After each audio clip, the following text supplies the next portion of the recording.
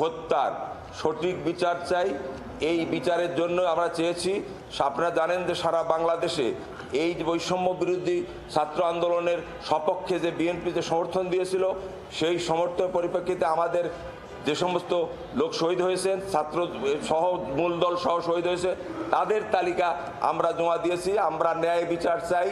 আমরা শেখ হাসিনার মধ্যে গায়েবী মামলা করে, মিথ্যা মামলা করে, ক্রস ফায়ারের নামে হত্যা করে, ওই মামলা যেভাবে তারা তৈরি সৃষ্টি করে আমাদেরকে লাখ লাখ নেতাকর্মীদের বিরুদ্ধে মামলা দিয়েছিল, আমরা ওই মামলা দিই নেই। আমরা সত্য সঠিক একটা চিত্র তুলে ধরেছি আদালতকে। মাননীয় আদালত জানি আমাদের এই বিচার কার্যক্রম করার জন্য তদন্ত সংস্থা যে আছে আন্তর্জাতিক আদালত, তাদের কাছে প্রেরণ করবে, পাঠাবে, এর বিচার হবে ইনশাআল্লাহ। ধন্যবাদ জানাচ্ছি। আমরা শেষে প্রশ্ন উত্তর দিব। আমরা ধন্যবাদ জানাচ্ছি। ইতিমধ্যেই আমাদের সমন্বয়কের সদস্য সালাউদ্দিন সাহেব বলেছে, আমরা জুলাই অগাস্টের যে ছাত্র জনতার যে আন্দোলন হয়েছিল, যে আন্দোলনের মাধ্যমে আমরা দেশবাসী সবাই মিলে এই স্বৈর শাসককে পরাজিত করে আজকে একটি স্বাধীন বাংলাদেশ, একটি স্বাধীন সার্বভৌম রাষ্ট্র আমরা পেয়েছি।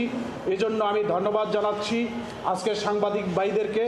বিশেষ করে আমি কৃতজ্ঞতা জানাচ্ছি এবং স্মরণ করছি যারা এই জুলাই অগাস্ট ছাত্র জনতার আন্দোলনে যারা শাহাদাত বরণ করেছেন, আমাদের সেই সমস্ত ভাইদের এবং তাদের পরিবারের প্রতি সমবেদনা জ্ঞাপন করছি যে আমরা আজকে এখানে এসেছি বাংলাদেশ জাতীয়তাবাদী দল বিএনপির পক্ষ থেকে।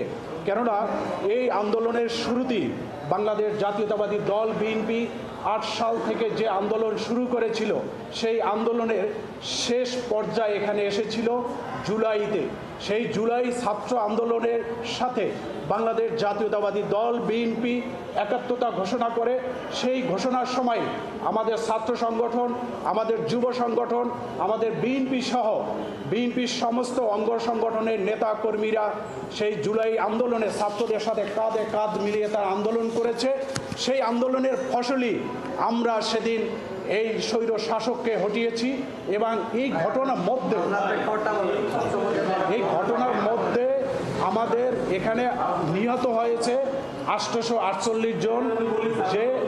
যে বিএনপির নেতাকর্মী যারা নিহত হয়েছে, এই নিহতদের তালিকা আমরা ইতিমধ্যে জমা দিয়েছি।